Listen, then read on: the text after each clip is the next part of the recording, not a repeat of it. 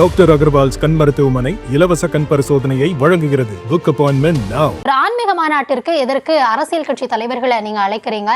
இதுல அரசியல் இல்ல அப்படின்னா இதற்கு முன்னாடி வந்த தலைவர்கள் எல்லாமே அந்த களத்துல இருந்தே அரசியல் தானே பேசினாங்க அப்படின்றப்போ அந்த கேள்வி முன்வைக்கப்படுகிறது. தொடர்ந்து விவரங்களோடு இணைந்திருக்கிறார் எம்முடைய செய்தியாளர் ராஜேஷ். தொடர்ச்சியாக இந்த முருக பக்தர்கள் மாநாடு, இதுல எழுப்பக்கூடிய பல்வேறு கேள்விகள், தலைவர்கள் என்ன சொல்றாங்க, இதெல்லாம் நம்ம பார்த்துட்டு இருக்கோம். இப்போ திரும்ப திரும்ப அவர்கள் தரப்புல என்ன சொல்லப்படுது அப்படின்னா இது வந்து ஒரு அரசியல் தொடர்பே கிடையாது அப்படின்றாங்க. ஆனா நேற்று கூட அந்த அரங்கத்தையும் மாநாடு ஏற்பாடையும் பார்வையிட வந்த திரு எல் முருகன் அவர்கள் என்ன சொல்றாரு அப்படின்னா 2026 தேர்தலில் இந்த மாநாட்டிற்கு பிறகாக இதனுடைய தாக்கமாக அதுல ஒரு மாற்றம் ஏற்படும் அப்படின்னு சொல்றாங்க. ஸோ அப்படி கனெக்ட் பண்ணி பேசுறப்ப எப்படி நம்ம இது அரசியல் இல்லை அப்படின்றத பார்க்க முடியும்? அதற்கு அவங்க தரப்புல என்ன சொல்றாங்க?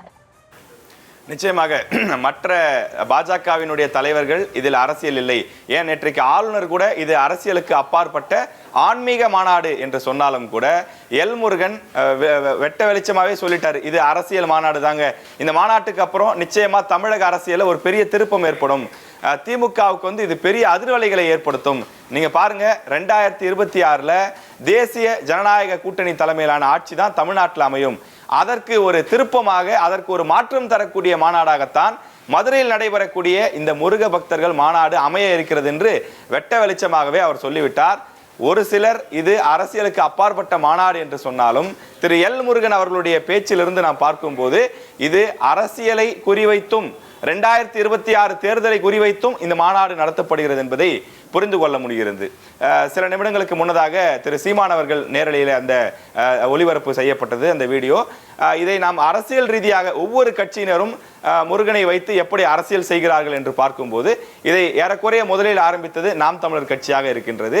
2015 அவர்கள் தான் வீரத்தமிழர் முன்னணி என்று ஒரு துணை அமைப்பை ஆரம்பித்து பழனிக்கு அவர்கள் காவடி எடுத்து செல்வது போன்ற ஒரு விஷயத்தை செய்தார்கள். அதன் பிறகு 2016ஆம் ஆண்டு முதல் தைப்பூசம் தோறும் அவர்கள் தொடர்ச்சியாக அதனை செய்து வருகின்றார்கள். நீங்கள் முன்பே குறிப்பிட்டது போல முருகன் என்பவர் ஒரு கடவுள் என்பதை தாண்டி எங்களுடைய முப்பாட்டன், எங்களுடைய மூதாதை வழிபாடு இது என்றெல்லாம் அவர்கள் சொல்லி வருகின்றார்கள். அதே போல அதிமுகவை பொறுத்தவரையில் அவர்களும் கூட இதனை கிளைம் செய்கிறார்கள். தைப்பூசத்திற்கு அரசு விடுமுறையாக அறிவித்தது எங்களுடைய ஆட்சியில தான், இபிஎஸ் தான் அதற்கு விடுமுறை என்ற ஒரு அறிவிப்பையே வெளியிட்டார். எனவே முருகனுடைய அருள் எங்களுக்கு கிடைக்கும் என்று அதிமுகவினர் சொல்கின்றார்கள். திமுகவை பொறுத்தவரையில் நாங்கள் எந்த மதத்திற்கும் எதிரானவர்கள் கிடையாது, பக்தி என்ற பெயரிலே அந்த விஷயங்கள் தான் கூடாது, ஆனால் தொடர்ச்சியாக நாங்கள் எந்த ஒரு மத வழிபாட்டையோ எதையும் நாங்கள் தடுப்பது கிடையாது என்றும் அதற்கு சான்றாகத்தான் பழனியிலே முருகர் மாநாடு போடப்பட்டது.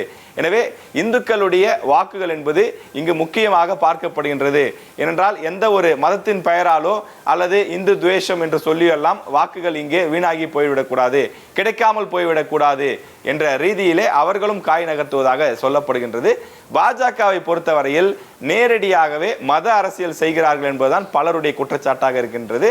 அதற்கு உதாரணமாகத்தான் பல மாநிலங்களை சுட்டி காட்டுகின்றார்கள். கேரளாவில் இருக்கக்கூடிய ஐயப்பன் கோவிலில் ஏற்பட்ட சர்ச்சையாக இருந்தாலும், வெஸ்ட் பெங்கால் மேற்கு வங்காளத்திலே ஏற்பட்ட அந்த காளி கோவிலை முன்வைத்து நடைபெற்ற சர்ச்சையாக இருந்தாலும், சில மாதங்களுக்கு முன்பு நடைபெற்ற அந்த ஓராண்டுக்கு முன்பு ஒடிசா மாநில சட்டமன்ற தேர்தல் நடைபெற்ற போது அங்கு பூரி ஜெகநாதர் கோயில் அங்கு முன்வைக்கப்பட்ட அந்த அரசியல், கோவில் நகைகள் காணாமல் போனது என்று மக்கள் மத்தியிலே பரபரப்பாக தேர்தல் நேரத்திலே கடந்த ஆட்சியிலே நாங்கள் இதை செய்தோம், நீங்கள் இதை செய்யவில்லை என்பதை எல்லாம் தாண்டி பூரி ஜெகநாதர் கோயில் காக்கப்பட வேண்டுமானால், கோவிலுடைய சாவி மீண்டும் ஒடிசாவுக்கு வர வேண்டுமானால் நீங்கள் எங்களுக்கு வாக்களிக்க வேண்டும் என்று சொல்லி நேரடியாக அமித்ஷா அவர்களை பிரச்சாரம் செய்ததையும் பார்க்க முடிகின்றது. இப்படி ஒவ்வொரு மாநிலத்திற்கும் ஒவ்வொரு கடவுளை, அந்த மாநிலத்தில் அல்லது அந்த பகுதியில் எந்த கடவுள் பிரதானமாக இருக்கின்றாரோ அந்த கடவுளை முன்னிறுத்தி பாஜக அரசியல் செய்கின்றது. அதன் மூலமாக அங்க இருக்கக்கூடிய பக்தர்களை, இந்துக்களை ஒன்றிணைக்கக்கூடிய செயலிலே அவர்கள் ஈடுபடுகிறார்கள். இந்துக்கள் கடுமையான பாதிப்பிலே இருக்கிறார்கள், இந்துக்களை மீட்க வேண்டுமானால் ஒரே மீட்பர் நாங்கள் தான் என்பது போல பாஜக செயல்படுகிறது என்பதுதான் இங்க இருக்கக்கூடிய எதிர்த்தரப்பினருடைய குற்றச்சாட்டாக இருக்கின்றது. எனவே இந்த சூழலில் தேர்தல் நெருங்கி வரக்கூடிய சூழலில் இப்படி ஒரு மாநாடு நடத்துவது நிச்சயமாக அரசியல் சார்ந்ததுதான் என்று எதிர்த்தரப்பினர் குற்றச்சாட்டுகளை முன்வைக்கின்றார்கள். நாம் தமிழர் கட்சியினுடைய ஒருங்கிணைப்பாளர் சீமான் கூட இத்தனை ஆண்டுகளாக, இத்தனை மாதங்களாக இல்லாத பாசம் இப்போது மட்டும் ஏன்? முருகன் என்ன நேற்று தான் தோன்றினாரா, போன வாரம் தான் தோன்றினாரா, சுயம்பாக தோன்றிவிட்டாரா? ஏன் திடீரென்று முருக பக்தர்கள் மாநாட்டை நீங்கள் முன்னெடுக்கிறீர்கள்? அதுவும் திருப்பரங்குன்றம் சர்ச்சை ஏற்பட்ட அதை ஒட்டி அதற்கு அருகிலேயே இந்த மாநாட்டை நடத்துகிறீர்கள் என்றால் இது அது சம்பந்தப்பட்டதுதான் என்ற ஒரு குற்றச்சாட்டையும் முன்வைக்கின்றார்கள். நான் முன்பே குறிப்பிட்டது போல தென் மாவட்டங்களில் பாஜக தங்களுக்கான செல்வாக்கை இன்னும் உயர்த்த வேண்டும் என்று நினைக்கின்றார்கள்.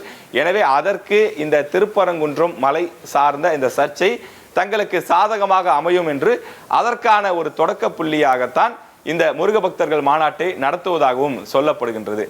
தேர்தல் நேரத்திலே இது போன்ற விஷயங்கள் நடத்தப்படுவது நிச்சயமாக அது அரசியல் சாயம் பூசப்படும் என்பதையும் தாண்டி அரசியல் ரீதியான பல்வேறு கருத்துக்கள் வெளியில் பேசப்படுவதை நாம் பார்க்கின்றோம்.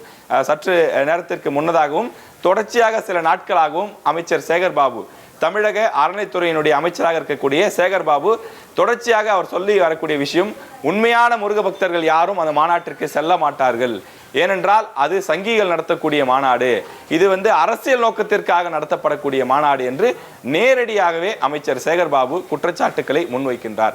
இப்படி இரண்டு தரப்பிலும் மாறி மாறி குற்றச்சாட்டுக்கள் முன்வைக்கப்படக்கூடிய சூழ்நிலையிலே கடவுள் முருகரை வைத்து அரசியல் கட்சிகள் தங்களுடைய சுயலாபத்திற்காக, சுயநலத்திற்காக, வாக்கு அரசியலுக்காக இதனை பயன்படுத்திக் கொள்கிறார்களா என்ற கேள்வியும் எழாமல் இல்லை. ஏனென்றால் ஒரு கடவுளுக்காக அல்லது பக்தர்களுக்காக மாநாடு நடத்துவது என்று சொன்னால் அது எப்போதும் எல்லா ஆண்டுகளும் நடத்தக்கூடிய ஒரு சூழல் இருக்க வேண்டும். ஆனால் தேர்தல் நெருக்கத்திலே இப்படி ஒரு பக்தர்கள் மாநாடு நடத்தப்படும் போது அது கட்டாயம் விமர்சனத்திற்கு உள்ளாகிறது என்பதில் மாற்று கருத்து இல்லை.